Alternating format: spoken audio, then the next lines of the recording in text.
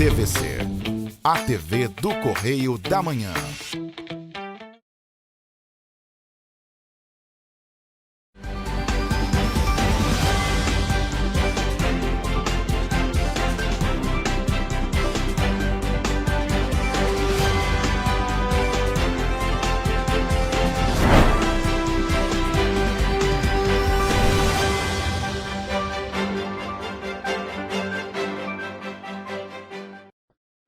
Olá, e começa agora mais um Correio Petropolitano na TV, primeira edição.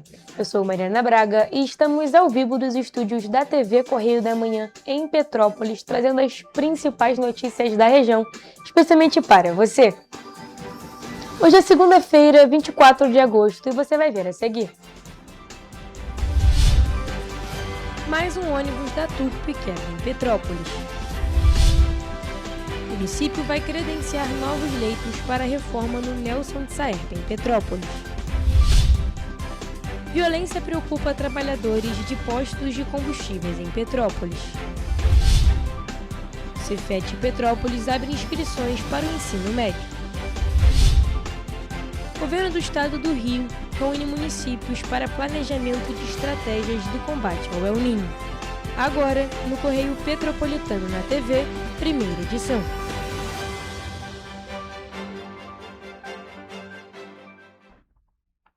Mais um ônibus da Turp Transporte quebrou em Petrópolis na manhã desta segunda-feira. O caso aconteceu na estrada União Indústria, no distrito de Itaipava. Os usuários do transporte público amanheceram enfrentando mais um problema com o ônibus da Turp. No vídeo, que circulou pelas redes sociais, é possível ver que o eixo da roda traseira saiu do lugar e que os passageiros precisaram sair do ônibus em decorrência da quebra. De acordo com a Companhia Petropolitana de Trânsito e Transportes, a CPTrans, o coletivo que fazia a linha da posse teve uma quebra no trajeto e foi substituído posteriormente. E o barulho assustou os passageiros. Só ouço um barulho da pessoa gritando. Não sei se atropelou alguém, bateu, fez um barulho da quando eu olho, só tudo desesperado saindo daqui. Só roda. O áudio de um passageiro que estava no ônibus da Turp e que preferiu não se identificar. Ele relatou que estava a caminho do terminal de Itaipava quando o incidente aconteceu e seguiu a pé, por temer a demora na chegada de outros veículos. E mesmo assim, chegou atrasado no compromisso. O episódio aconteceu na manhã desta segunda-feira, dia 24 de agosto, na estrada União Indústria, próxima à ponte do Arranha-Céu em Itaipava. A CPTrans informou ainda que solicitou explicações para a Turp Transporte, que está sob intervenção da Prefeitura de Petrópolis. O município de Petrópolis vai credenciar novos leitos hospitalares durante a reforma e modernização do Hospital Nelson de Saerp. A unidade enfrenta diversos problemas, entre eles as frequentes falhas do único elevador no local. O credenciamento vai acontecer através de um chamamento público. Segundo a Prefeitura, o edital vai ser disponibilizado a partir do dia 25 de agosto. O Executivo vai reformar e modernizar o Hospital Nelson de Saerp e o objetivo do credenciamento é garantir a continuidade da assistência aos pacientes do Sistema Único de Saúde, o SUS, especialmente nas áreas de ortopedia e psiquiatria. Inicialmente, serão credenciados 70 leitos de unidade de terapia intensiva e, posteriormente, 100 leitos clínicos, que poderão ser adicionados pela Prefeitura conforme a demanda da rede municipal de saúde. Os requerimentos poderão ser apresentados a partir de 8 de setembro. A Prefeitura divulgou a informação após a realização de uma audiência na 4ª Vara Civil de Petrópolis, onde foram discutidas as quebras constantes do elevador do hospital. Na ocasião, a secretária de Saúde, Clarissa Rippel, esclareceu que o problema do equipamento é o conjunto de portas, mas que uma nova empresa já foi contratada para realizar a manutenção do elevador da unidade e também de toda a rede municipal de saúde. Inclusive, durante a sessão, foi debatida a possibilidade da construção de um segundo elevador, mas a responsável pela pasta e o procurador-geral do município alegaram que existem outras necessidades. E a violência contra trabalhadores nos postos de combustíveis voltou a preocupar a categoria em Petrópolis. Isso porque na última segunda-feira um frentista foi agredido com uma coronhada na cabeça durante um assalto a um posto no bairro do Bingen.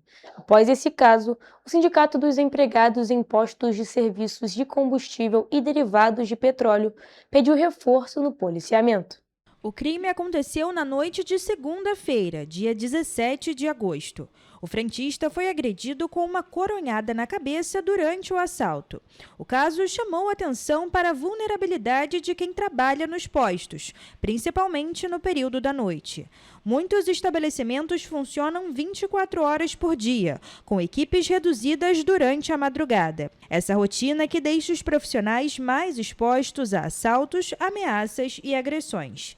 Diante disso, o sindicato que representa os trabalhadores de postos de combustíveis diz que a preocupação não é apenas com os prejuízos causados aos estabelecimentos. A principal cobrança é para que haja mais segurança para quem está na linha de frente, atendendo aos clientes e trabalhando durante toda a madrugada.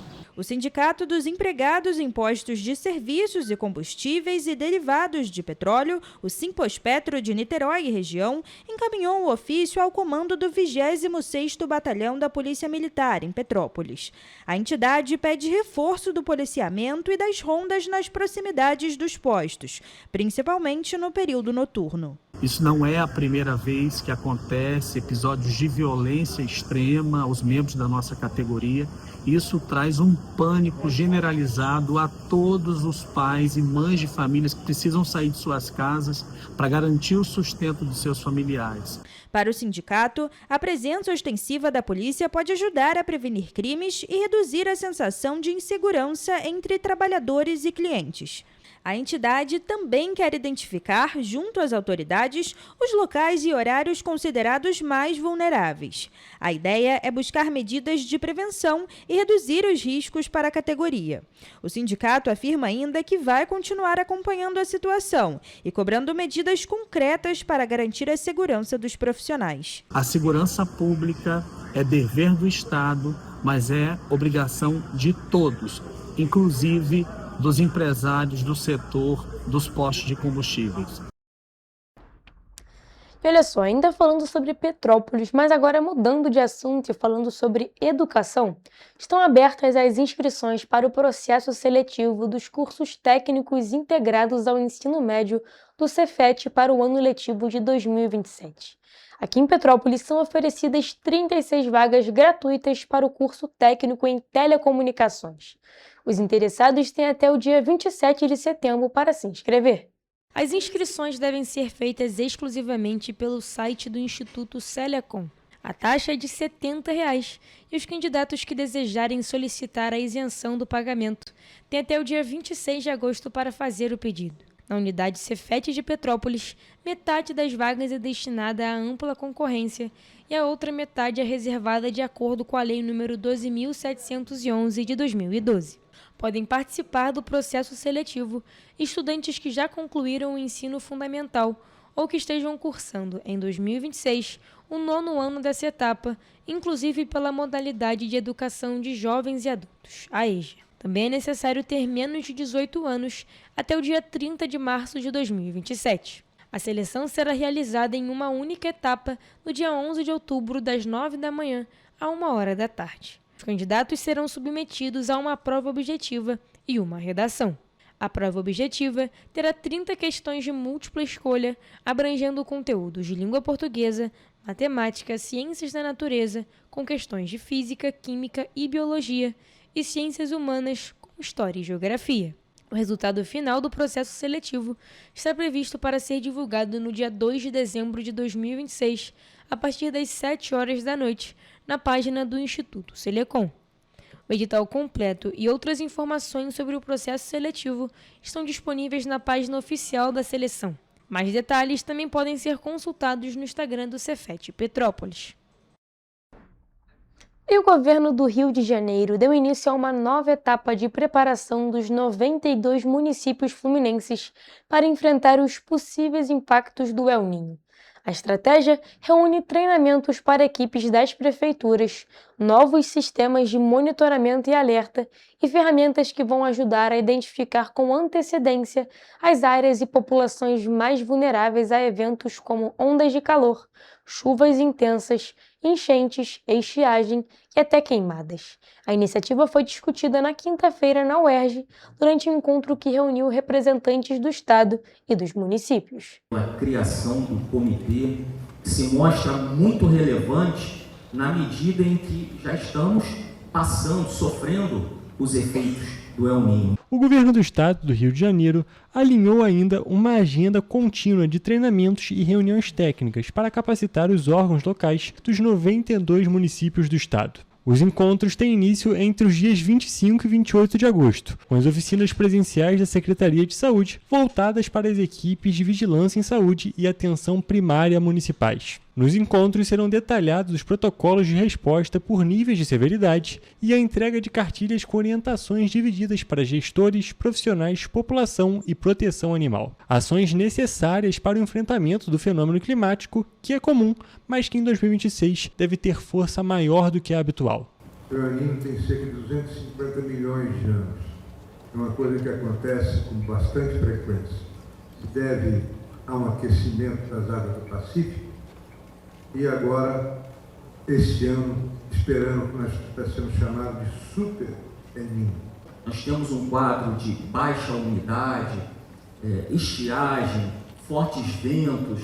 Isso tudo vem contribuindo para a ocorrência de incêndios florestais. Quando comparamos o mês de julho com o mesmo período do ano passado, nós identificamos um aumento de cerca de 100% dos incêndios florestais, o que é um dado muito relevante. Na sequência das ações de conscientização, a Defesa Civil do Estado promove no dia 26 de agosto a oficina para a implantação das salas municipais de observação e monitoramento de eventos climáticos. Em setembro, a programação segue, no dia 3, com treinamento para elaboração e atualização dos planos de contingência municipais. No dia 11, com a capacitação em planejamento orçamentário aplicado à proteção e defesa civil, e no dia 17, com orientação técnica para a criação do Fundo e do Conselho Municipal de Proteção e Defesa Civil. Além disso, está prevista uma oficina prática voltada ao mapeamento de ilhas de calor urbanas. É uma realidade que se estabelece, mas a Defesa Civil e os demais órgãos, secretarias aqui presentes, nós estamos preparados para isso. As estratégias reúnem treinamentos para equipes das prefeituras, novos sistemas de monitoramento e alerta e ferramentas que vão ajudar a identificar com antecedência as áreas e populações mais vulneráveis a eventos como ondas de calor, chuvas intensas, enchentes, estiagem e queimadas.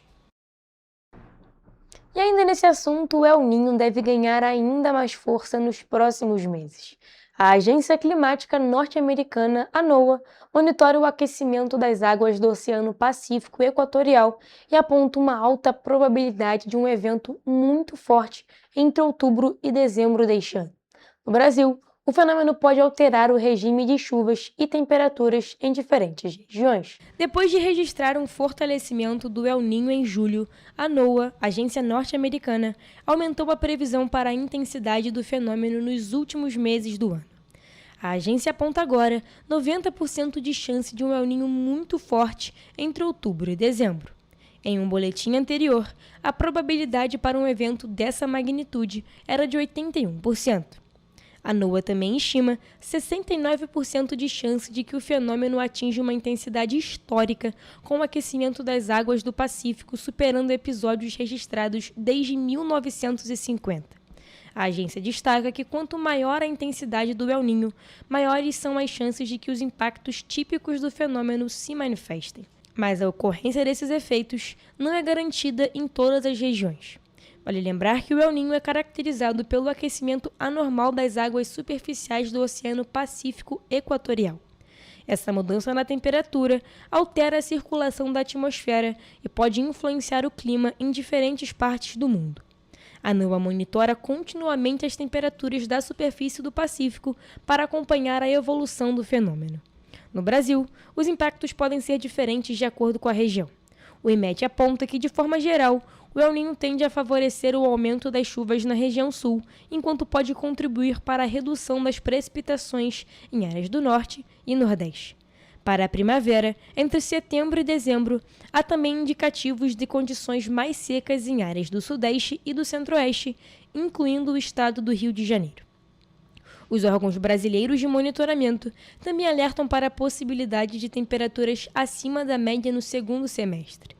Esse cenário pode aumentar a ocorrência de ondas de calor e o risco de incêndios florestais. Por isso, o acompanhamento das condições meteorológicas e hidrológicas é considerado importante para a preparação de medidas de prevenção. A previsão é de que o El Niño continue atuando até o início de 2027. O próximo boletim da NOAA sobre o fenômeno será divulgado no dia 10 de setembro. Até lá, a agência segue monitorando as temperaturas do Pacífico e a evolução das condições atmosféricas associadas ao fenômeno. E você vai ver no próximo bloco. Maior onça parda monitorada em 11 anos é flagrada no Parque Estadual dos Três Picos. Firjan e El em Movimento leva oportunidades de inovação para Nova Friburgo. TRE-RJ altera 268 locais de votação para as eleições de 2026. TSE recebe mais de 1.000 denúncias nos primeiros dias de campanha eleitoral. Eleitorado jovem recua 22% em 16 anos. O Correio Petropolitano na TV, primeira edição, volta já.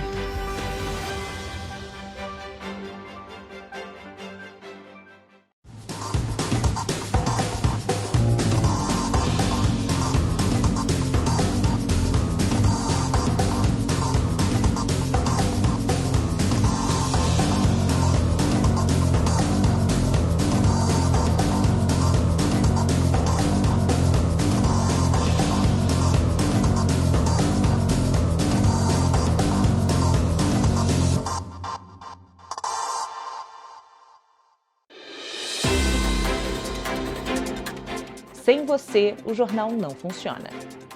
Você viu um problema no seu bairro? Uma rua em condições de abandono, um acidente ou até um vazamento de água? Filme, fotografe ou escreva. A sua denúncia pode virar reportagem na TV. E quando você denuncia, a gente vai até você. Estamos aqui para cobrar respostas das autoridades. Porque cada voz conta e faz diferença. Queremos mostrar o que afeta o seu dia a dia. Nos ajude a mostrar a realidade de onde você vive. Denuncie pelo WhatsApp DDD 24 99248 3167. TV Correio da Manhã. Jornalismo por você e com você.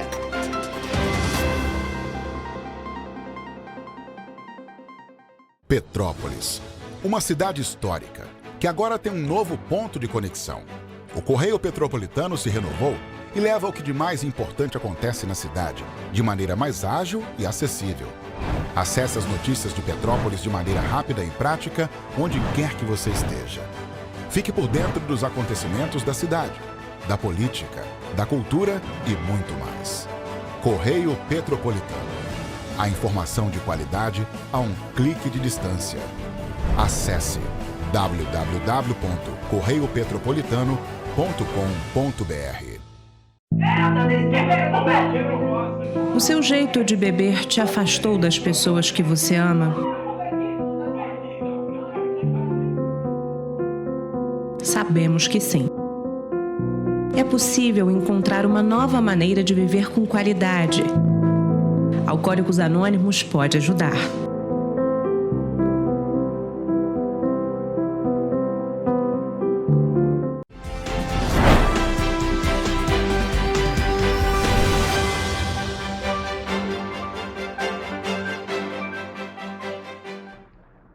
Estamos de volta. Olha só, gente, uma onça parda foi registrada no Parque Estadual dos Três Picos, em Nova Friburgo, por uma das câmeras instaladas pelo projeto Aventura Animal. Segundo esse projeto, o animal é o maior macho da espécie já registrado ao longo dos 11 anos de monitoramento realizado na região. A onça parda também é conhecida como sussuarana, leão-baio e leão da montanha, e pertence à família dos felídeos e é nativa das Américas. O macho da espécie foi flagrado pelo projeto Aventura Animal nesta semana no Parque Estadual dos Três Picos, em Nova Friburgo. A onça parda é considerado o mamífero terrestre com maior distribuição geográfica no continente americano, tendo registros no Canadá e ao extremo sul do Chile. A onça parda é considerado o mamífero terrestre com maior distribuição geográfica no continente americano, tendo registros no Canadá ao extremo sul do Chile. A espécie consegue ocupar diferentes ambientes, desde áreas de mata até regiões modificadas pela ação humana. O registro foi feito por uma câmera trap, um equipamento utilizado para acompanhar a presença e os hábitos de animais silvestres sem interferir no comportamento. O registro reforça a importância do Parque Estadual dos Três Picos para a conservação da fauna da região serrana, já que a unidade de conservação abrange áreas de municípios como Nova Friburgo, Cachoeiras de Macacu, Guapimirim, Silva Jardim e Teresópolis, e abriga uma ampla diversidade de espécies da Mata Atlântica. E ainda falando sobre Nova Friburgo, mas mudando de assunto, vamos falar sobre uma iniciativa onde empresas, startups, pesquisadores e interessados em inovação terão uma oportunidade de conhecer caminhos para tirar projetos do papel. A primeira edição do Firjan em Movimento acontece amanhã, terça-feira, em Nova Friburgo, com palestras, casos de empresas e informações sobre editais de financiamento. O encontro será realizado na unidade da Firjan de Nova Friburgo e faz parte de uma programação que vai percorrer diferentes regiões do estado do Rio de Janeiro. A proposta é aproximar o setor produtivo de soluções, oportunidades e mecanismos de apoio voltados à inovação. A programação foi pensada para apresentar de forma prática possibilidades de financiamento e apoio para diferentes necessidades das empresas. Nessa primeira leva de encontros, o tema vai ser recursos para inovação. E o nosso principal objetivo é mostrar para as empresas que elas não necessariamente precisam inovar sozinhas e que existe um ambiente de inovação e conexão que pode apoiar essas empresas, e a Firjan é parceira nesse processo. Entre os destaques está o Conecta Lab, aceleradora da Firjan, que trabalha com empresas e startups fluminenses. Durante o encontro, participantes também poderão conhecer experiências de negócios que já passaram pelo programa e estão colocando novas soluções em prática. A gente também vai mostrar os diferentes tipos de fomento que existem hoje, através de uma programação muito prática, que é composta por palestras dos nossos especialistas da Firjan e também cases práticos de empresas aceleradas pelo Conecta Lab, que é a aceleradora aqui da Firjan, e essas empresas já captaram recursos e já estão implementando os seus projetos, as suas soluções inovadoras dentro das empresas. Outro ponto da programação será a apresentação do edital Prioridade Indústria RJ 4.0, desenvolvido em parceria com a FAPERJ. A iniciativa vai disponibilizar R$6 milhões para empresas que tenham desafios voltados para a transformação digital. Dentro dessa parte da programação, a gente vai dar orientações e boas práticas para as empresas que têm interesse de participar dessa seleção. A primeira edição do Firjan em Movimento será na próxima terça-feira, dia 25, às 2h da tarde, na Firjan Nova Friburgo, na rua Ariosto Bento de Melo, número 65, na Sobreloja. A participação é gratuita e as inscrições estão abertas pela internet. E agora falando sobre política, para as eleições de 2026, a Justiça Eleitoral do Rio de Janeiro alterou 268 locais de votação em relação ao pleito de 2024. As mudanças acontecem por diferentes motivos, como questões de acessibilidade, mudança ou fechamento de estabelecimentos e razões estruturais. A alteração também inclui mais de 60 locais que foram modificados por questões de segurança. Ao todo, cerca de 610 mil eleitores fluminenses serão impactados. Para evitar transtornos no dia da votação, o Tribunal Regional Eleitoral do Rio de Janeiro, o TRRJ, recomenda que todos os eleitores consultem antecipadamente o local de votação. A orientação é importante porque a mudança pode acontecer mesmo para quem votou normalmente no mesmo endereço nas eleições de 2024. A consulta pode ser feita pelo site oficial do TRRJ. Para verificar a informação, o eleitor deve informar dados como CPF ou número do título de eleitor, data de nascimento e o nome da mãe. Também é possível fazer a consulta pelo aplicativo e-Título. Outra opção é o Disque TRRJ pelo telefone DDD 21 3436 9000. O serviço funciona de segunda a sexta-feira, das 11 horas da manhã às 7 horas da noite. Pelo mesmo número, o eleitor também pode entrar em contato pelo WhatsApp do TRRJ. Nesse caso, o serviço de autoatendimento funciona 24 horas por dia. Além de conferir o endereço do local de votação, o TRRJ reforça que é importante saber também o número exato da sessão eleitoral, já que essa informação pode facilitar o deslocamento dentro do local de votação e evitar que o eleitor precise procurar a sala onde está a urna. As alterações nos locais de votação também estão relacionadas à segurança dos eleitores. Mais de 60 locais foram modificados por esse motivo, com o objetivo de retirar sessões eleitorais de áreas consideradas de alto risco ou dominadas pelo crime organizado. Os novos endereços foram definidos fora de territórios controlados por facções, tráfico ou milícias e longe de áreas de confronto. Segundo o TRE, a definição dos novos locais levou em conta a necessidade de manter os eleitores o mais próximo possível dos endereços originais. Por isso, a recomendação é que o eleitor não deixe a consulta para a última hora e confira com antecedência o endereço do local e o número da sessão onde vai votar. E a Justiça Eleitoral já recebeu mais de 1.000 denúncias de irregularidades na propaganda dos candidatos nos primeiros dias de campanha. Os registros foram feitos pelo aplicativo Pardal, que recebe ocorrências relacionadas à propaganda eleitoral. Entre os casos, estão propagandas proibidas e divulgação de notícias falsas na internet. Ao todo, foram registradas 1.103 denúncias pelo aplicativo Pardal. São Paulo é o estado com o maior número de ocorrências, com 193 registros. Em seguida aparecem Pernambuco, Paraná, Rio Grande do Sul e Minas Gerais. As irregularidades relatadas envolvem casos de propaganda proibida em bens públicos, divulgação de material de campanha antes do prazo permitido e publicação de notícias falsas na internet. O aplicativo Pardal pode ser baixado gratuitamente nas lojas virtuais Google Play e App Store.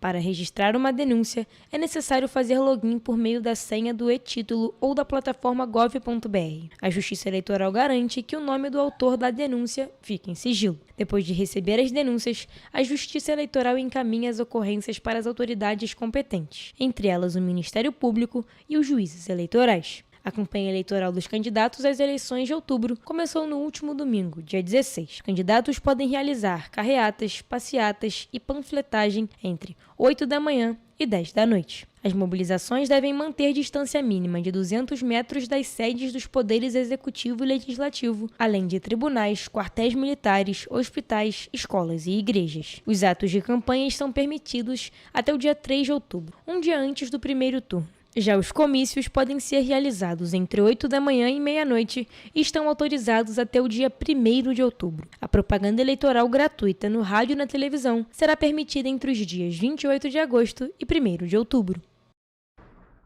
E o Brasil tem um eleitorado cada vez mais velho, segundo um levantamento do Instituto Nexus, com base em dados do Tribunal Superior Eleitoral.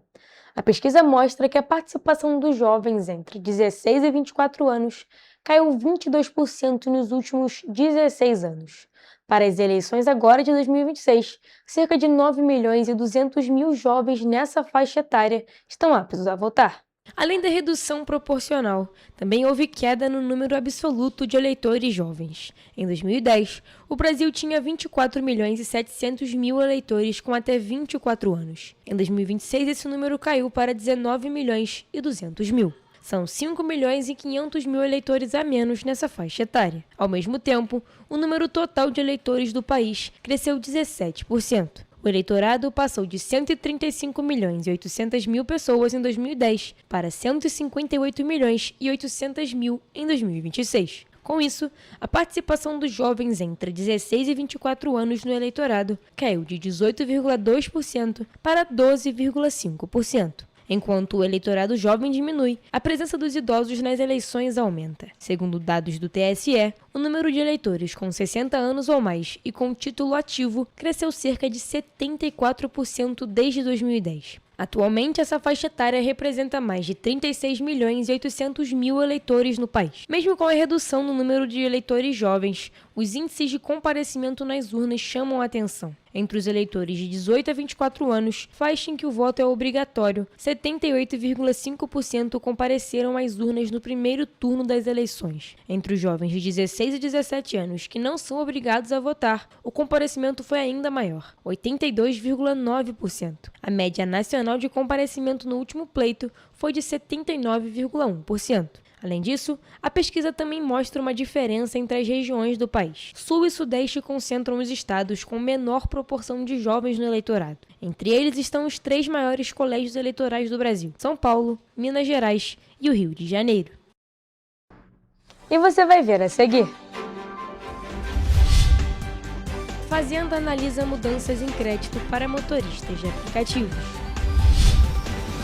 Crédito para carros de aplicativo tem teto elevado para R$ 200 mil. Rio de Janeiro tem o maior crescimento na arrecadação de ICMS entre os estados brasileiros no primeiro semestre de 2026. Rio de Janeiro deve registrar crescimento de 6,3% na oferta de voos em 2026. Mais de 5 milhões de brasileiros estão impedidos de fazer apostas em plataformas online. 4 em cada 10 mulheres já apostaram ou apostam online. O Correio Petropolitano na TV, primeira edição, volta em instantes.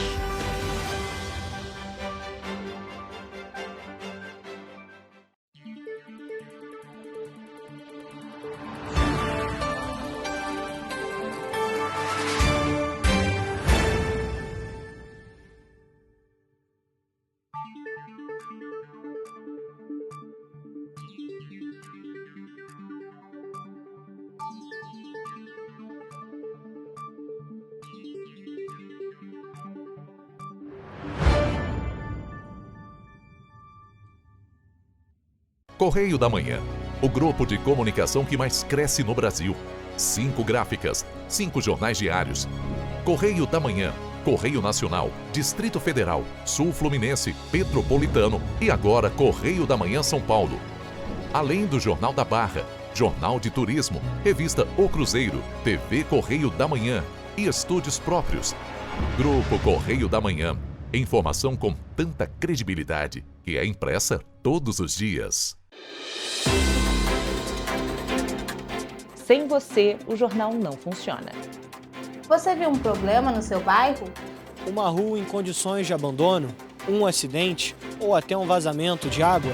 Filme, fotografe ou escreva. A sua denúncia pode virar reportagem na TV. E quando você denuncia, a gente vai até você. Estamos aqui para cobrar respostas das autoridades. Porque cada voz conta e faz diferença. Queremos mostrar o que afeta o seu dia a dia. Nos ajude a mostrar a realidade de onde você vive. Denuncie pelo WhatsApp DDD 24 99248 3167. TV Correio da Manhã. Jornalismo por você e com você.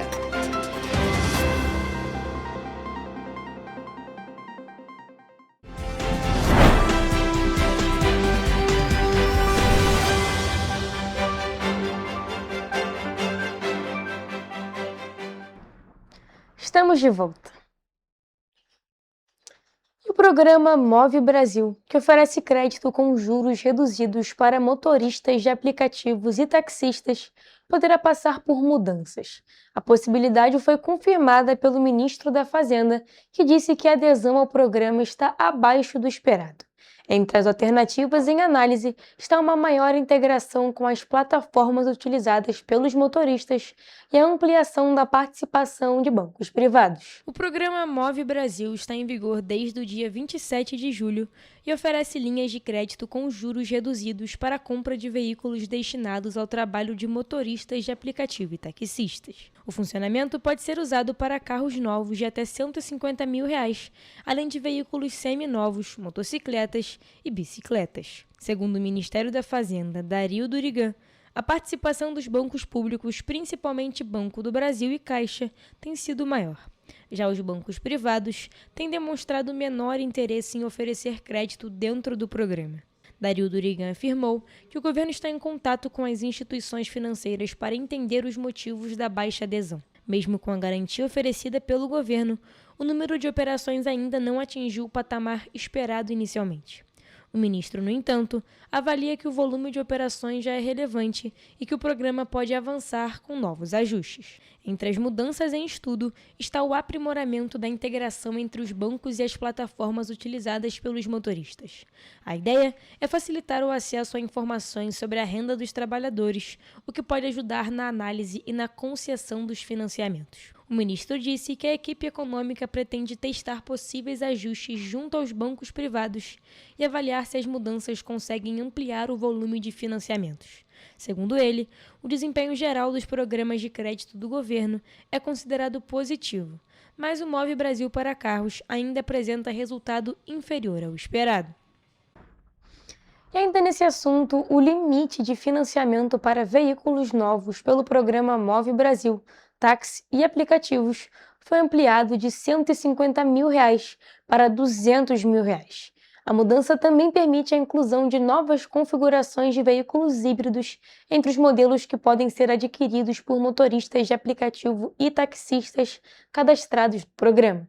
O programa Move Brasil, táxi e aplicativos ampliou o limite de financiamento para veículos novos. O teto do valor do veículo passou de R$ 150 mil para R$ 200 mil, considerando o preço registrado na nota fiscal. A mudança foi oficializada por meio de uma portaria conjunta dos Ministérios do Desenvolvimento, Indústria, Comércio e Serviços e da Fazenda, publicada em edição extraordinária do Diário Oficial da União. Com o novo limite, o governo estima que o critério econômico do programa passe a alcançar cerca de 88% do mercado brasileiro de veículos. Antes, a estimativa era de aproximadamente 63%. O cálculo considera dados de emplacamentos da Federação Nacional da Distribuição de Veículos Automotores de 2025. Na prática, a ampliação aumenta a quantidade de modelos que podem ser financiados por motoristas de aplicativo e taxistas, incluindo veículos de categorias superiores de conforto. A portaria também ampliou a relação de veículos híbridos elegíveis ao programa. Agora,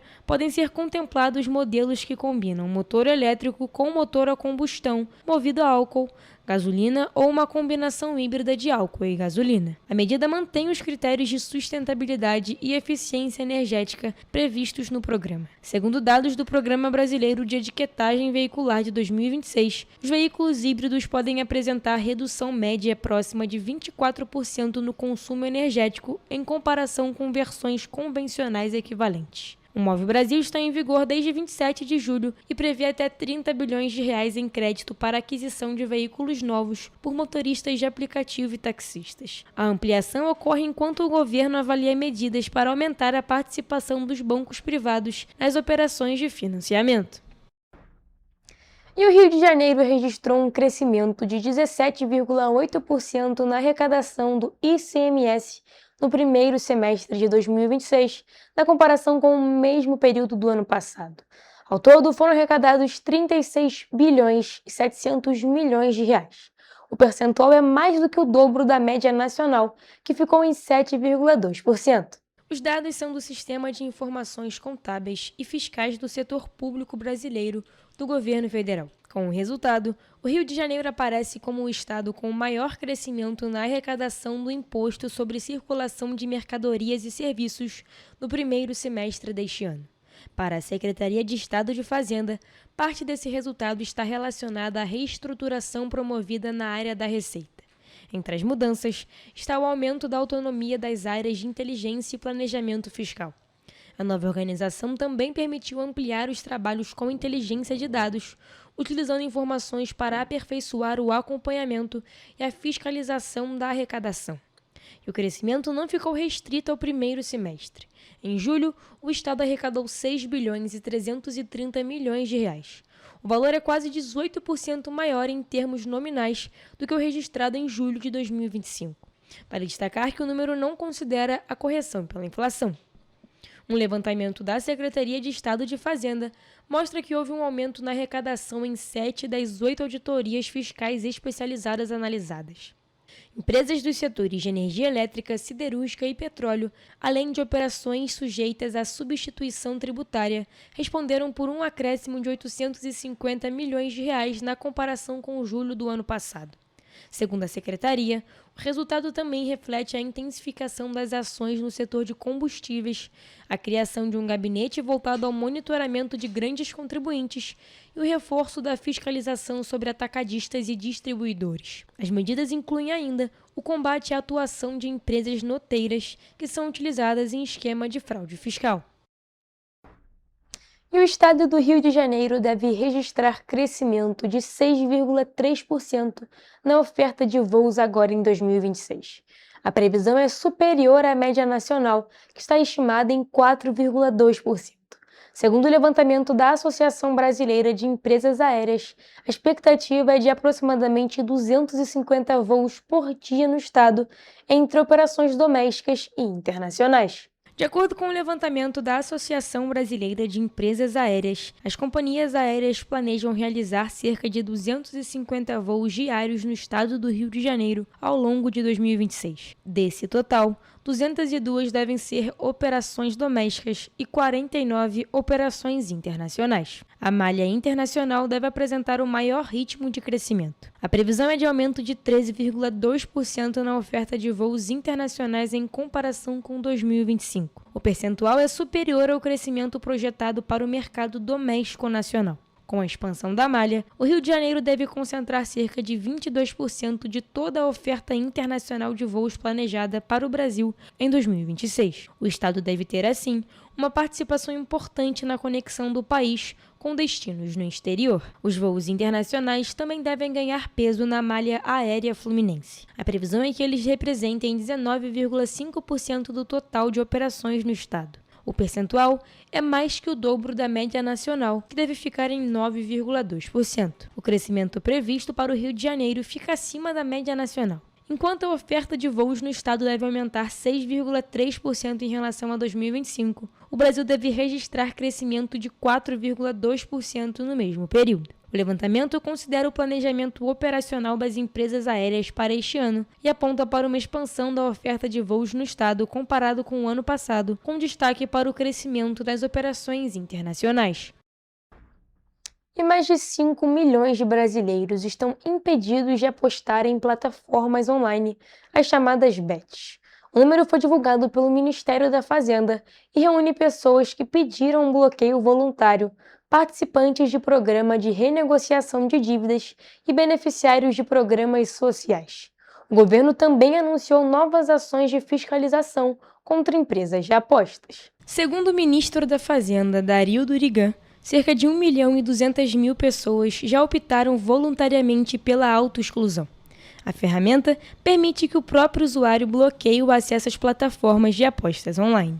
Outras 800.000 pessoas estão impedidas de apostar por participarem da nova rodada do Desenrola, o programa de renegociação de dívidas. Pelas regras do governo, esses participantes ficam bloqueados das bets por 6 meses. O grupo mais numeroso é formado por cerca de 3 milhões de pessoas que recebem o Bolsa Família ou o benefício de prestação continuada. Esses beneficiários também estão impedidos de realizar apostas online. Somados, os 3 grupos representam mais de 5 milhões de brasileiros fora das plataformas de apostas. Além do bloqueio de usuários, a fiscalização sobre as empresas também foi reforçada. 2 operações foram realizadas na semana passada com o apoio da Secretaria de Prêmios e Apostas. Uma delas investiga uma empresa que atuava de forma ilegal. A outra envolve uma empresa que havia recebido autorização do Ministério da Fazenda, mas teve a atuação suspensa durante um processo de fiscalização. As investigações contam com um compartilhamento de informações entre órgãos públicos e autoridades policiais. Entre os crimes investigados estão suspeitas de lavagem de dinheiro e ocultação de patrimônio. Além disso, o Ministério da Fazenda também começou a divulgar os documentos que serviriam de base para a autorização das empresas de apostas que pretendem operar legalmente no Brasil. Segundo o Ministério, essa divulgação permite que a população tenha acesso às análises técnicas que fundamentaram as autorizações.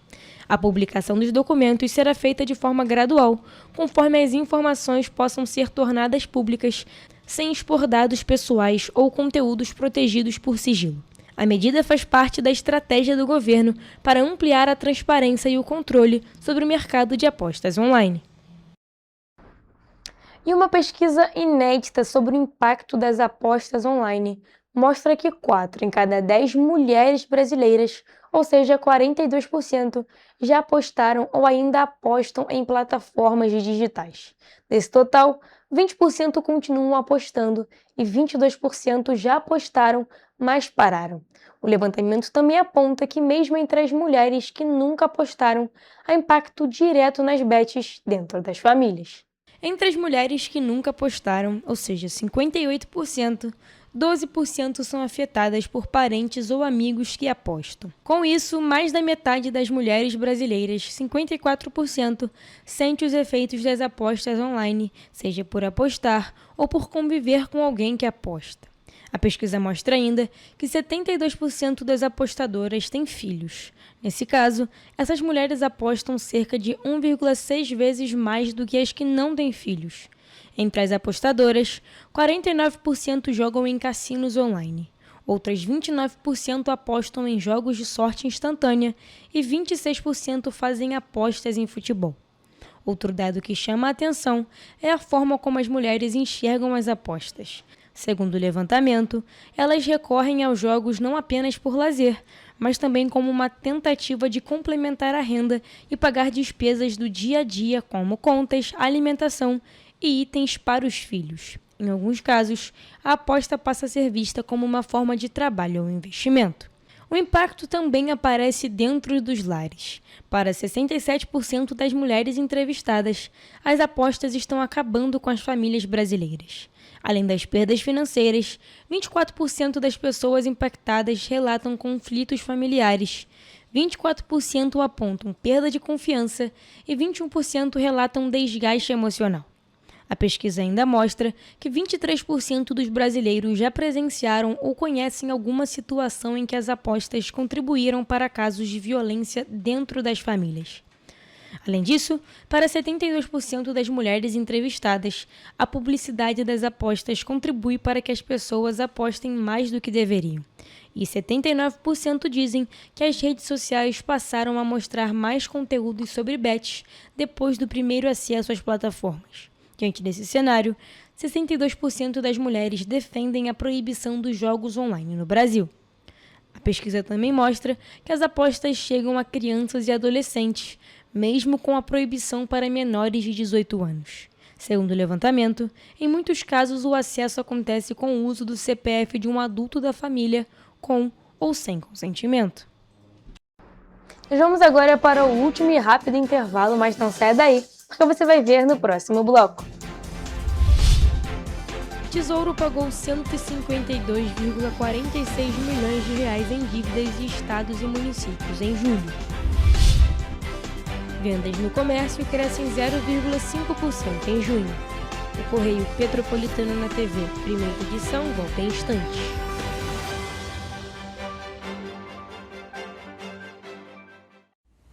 Você já pensou sobre o que é ser petropolitano? Ser petropolitano é viver a história e viver na história.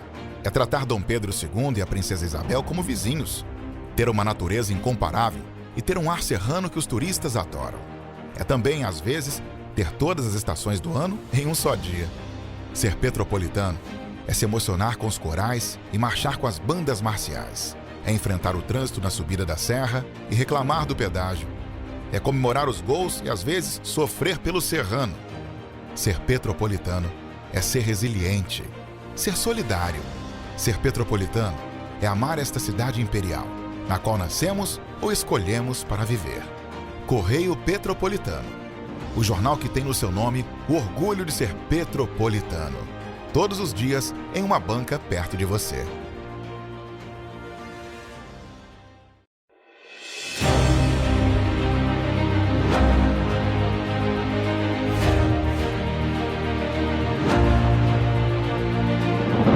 Não é jornalismo de direita, é jornalismo direito. Correio Petropolitano. Tudo que seu jornal não deveria ter deixado de ser. Todos os dias, em uma banca perto de você.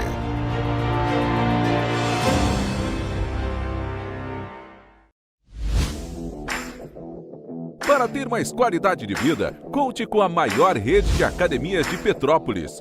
Aqui na Cooper, com uma mensalidade, você utiliza todas as unidades: Centro, Bingen, Itamaraty e Itaipava. Com planos a partir de R$ 98,00, a academia oferece ambientes modernos para você cuidar da sua saúde com segurança.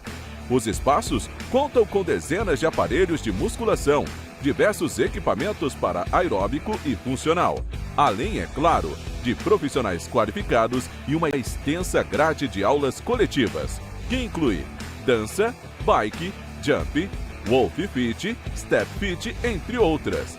Nossas estruturas são equipadas com salas de musculação e aulas coletivas, salas de avaliação física e nutricional, vestiários e estacionamentos amplos.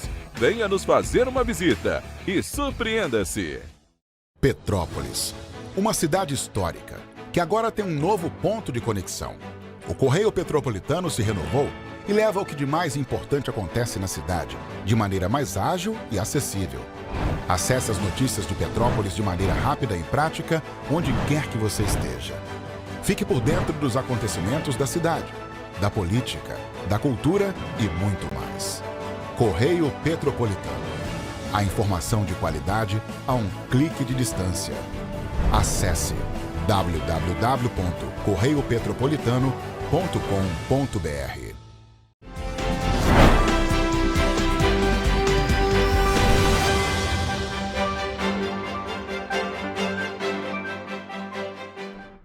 Estamos de volta.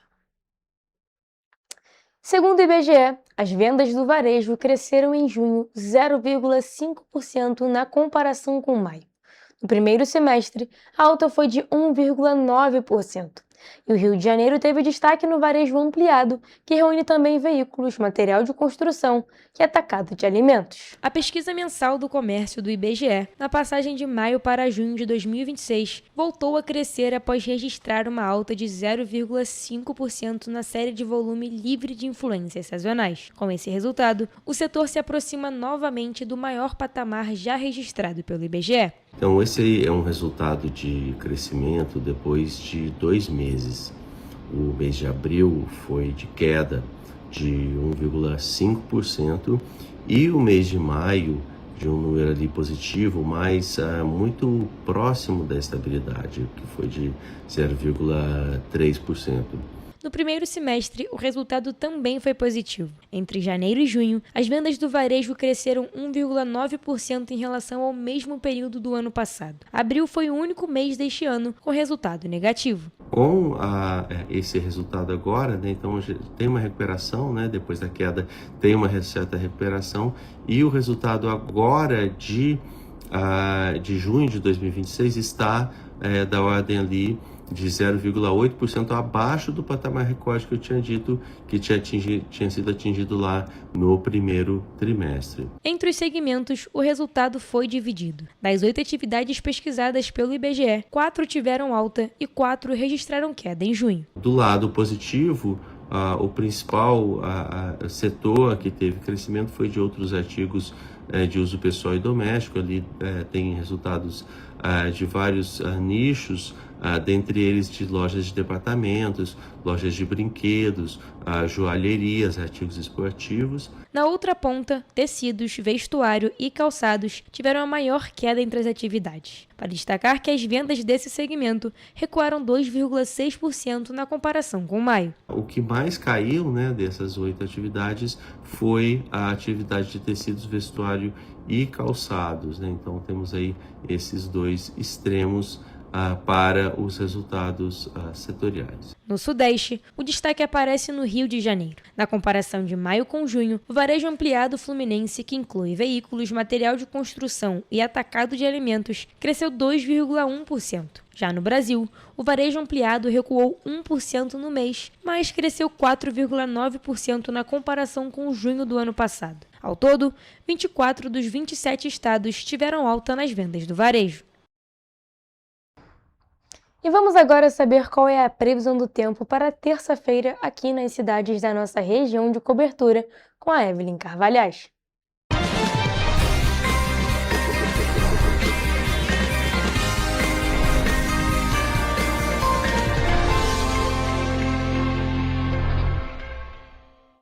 Começamos agora mais uma previsão do tempo. E olha só, gente, a terça-feira deve ser marcada por um tempo mais instável em toda a nossa região de cobertura.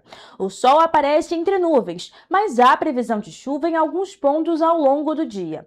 As temperaturas ficam mais amenas, com máximas que não devem passar dos 23 graus. E à noite, a nebulosidade aumenta em algumas cidades, mas o tempo deve ficar firme em outras. E agora, indo para a nossa previsão mais detalhada, em Nova Friburgo, a terça-feira deve ser de sol com algumas nuvens e chuva passageira.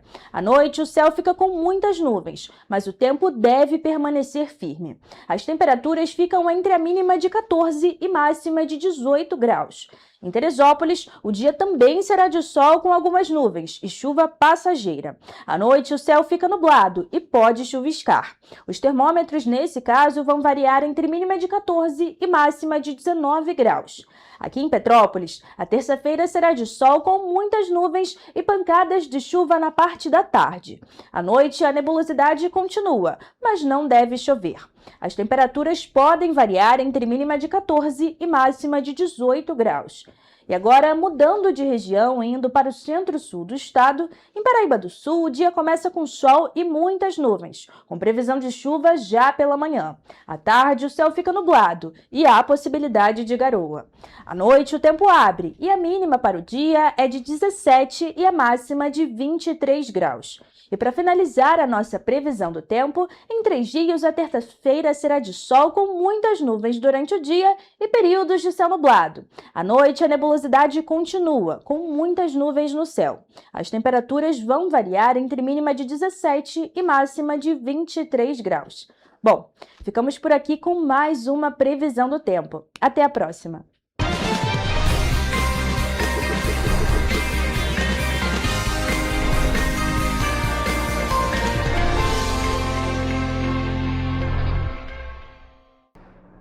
Pessoal, a gente fica por aqui, mas mais notícias e informações você encontra nos nossos telejornais, além do nosso site em correiopetropolitano.com.br e também nos nossos Instagrams, @correiopetropolitano e @TV Correio da Manhã. Siga a gente, é claro, para se manter sempre informado. E olha, a participação de vocês através do envio de denúncias é muito importante. E vocês podem nos enviar essas denúncias através do nosso e-mail em tvccorreiodamanhã@gmail.com ou para o nosso WhatsApp no DDD 24 99248 3167. O Correio Petropolitano na TV, primeira edição, fica por aqui, mas amanhã a gente tá de volta. Eu espero por vocês a partir de 1h da tarde. Temos um encontro marcado. Até lá!